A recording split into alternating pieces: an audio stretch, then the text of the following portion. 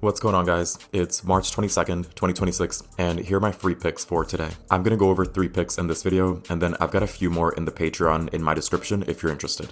So first up, George Washington is getting 7.5 points against New Mexico tonight. And look, New Mexico is the better team on paper, no question. They're at home, they're the 1 seed, and they just put up over 100 points last round. But here's the thing, George Washington's offense is actually really efficient. Their scoring grades out significantly better than New Mexico's defense does. So the idea that New Mexico is going to just run away with this by double digits, the numbers don't really support that. George Washington also grabs offensive rebounds at a strong clip, which means extra possessions, more chances to score, and more opportunities to stay in the game late. New Mexico hasn't been great against the spread at home either. They're just 9-7 covering at home this season. So while New Mexico probably wins, George Washington covering feels very realistic. Moving on to Minnesota getting 10 points against Boston tonight. Star player is out for Minnesota, that's just the reality. But here's what the articles point out. When that's happened before this season, Minnesota has actually covered the spread in 8 out of 13 of those games. Their offense on the road has genuinely been one of the best in the league over the last several weeks. Boston, for their part, plays at the absolute slowest pace in the NBA this season, so this isn't going to be some blowout track meet. It's going to be a grind. And Boston, despite being a great team, is just 17-17 against the spread at home. That means they cover about half the time. 10 points is a lot to ask for in a slow defensive game. And then the last one, Utah State getting 12 against Arizona in the NCAA tournament. So Arizona is clearly the better team. They're a 1 seed, they won their opener by over 40 points, and they're loaded. But Utah State showed some real resilience in round 1. They were down and came back and won. Their offense is actually efficient in their own right, shooting nearly 60% on 2-point attempts. Both of these teams have seen the over hit more often than not this season, which tells you Utah State can score. The concern from articles is rebounding and fouling. Those are the real issues. But the spread is 12 points, and Utah State has enough offensive pieces to keep this respectable. The articles themselves don't project Arizona winning by more than 16, so there is a window here. In this matchup, I'm taking Utah State to cover the spread.